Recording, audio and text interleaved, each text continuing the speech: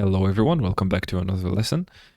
And in this lesson I want to talk about the subject called offense management.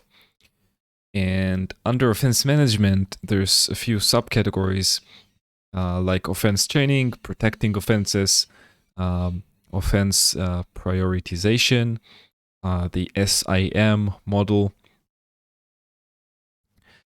So in regards to offense chaining, it basically is a concept that allows Curator to chain offenses together to reduce the number of offenses that you need to review, which reduces the time to investigate and remediate the threat. And it's basically a method to dynamically name offenses on the fly.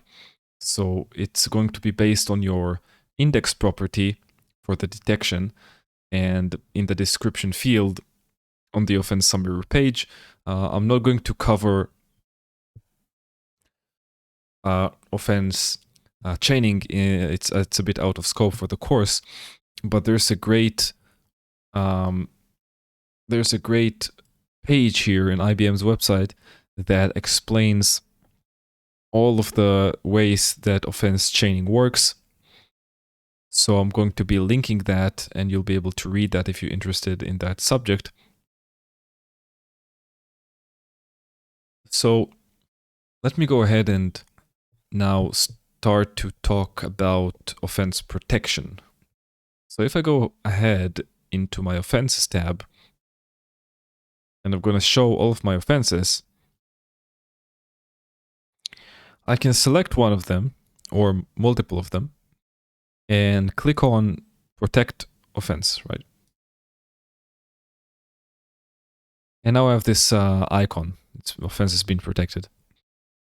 And it basically allows us to protect offenses to prevent them from being removed from QRadar even after the retention period has elapsed. So if we go to the admin tab and into system settings, we can see that we have offense retention period is set to 30 days by default. So we can change that to whatever we want. And a protected offense basically is not going to be removed from the deployment even after the retention period has elapsed.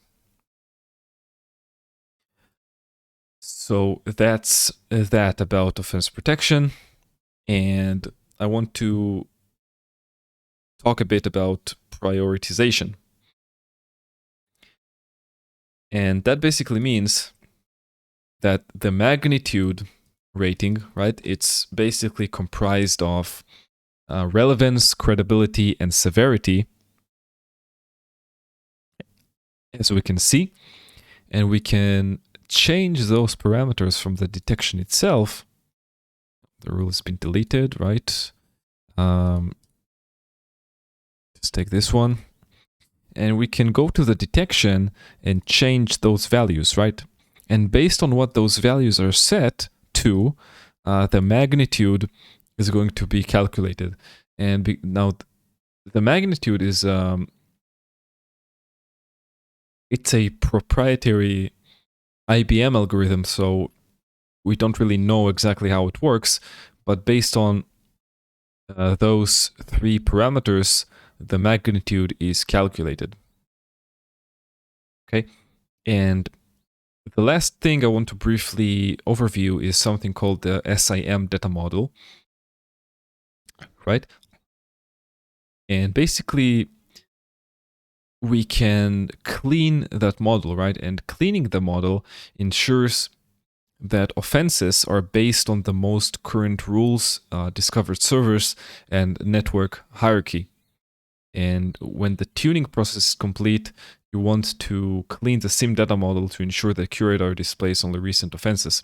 So if you're doing a lot of changes, tuning your rules, tuning your network hierarchy, you want to make sure that you clean the SIM data model in order to make sure that your detections are working with the most updated information. So we have two ways of doing that, and the first one is a soft clean, and a hard clean, right? And it tells you that executing a reset of your SIM model will result in the following, and the console will be stopped. The console web server will be stopped.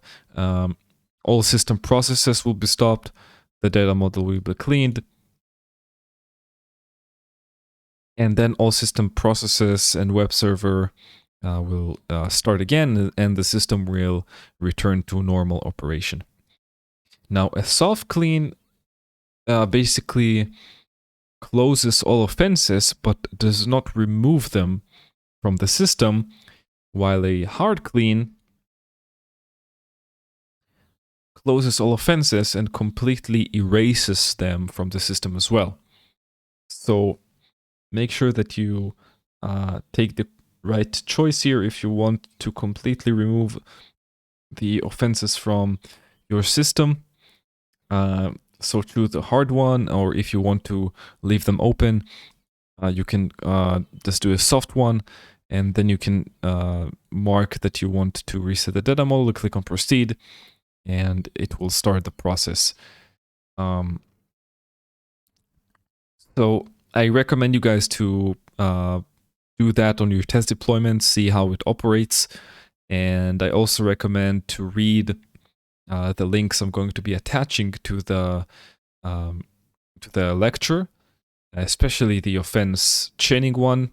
It can be quite tricky to understand, but the page that I attached is fantastic in order to understand about that. So I'm going to finish the video here, and I will see you guys in the next one.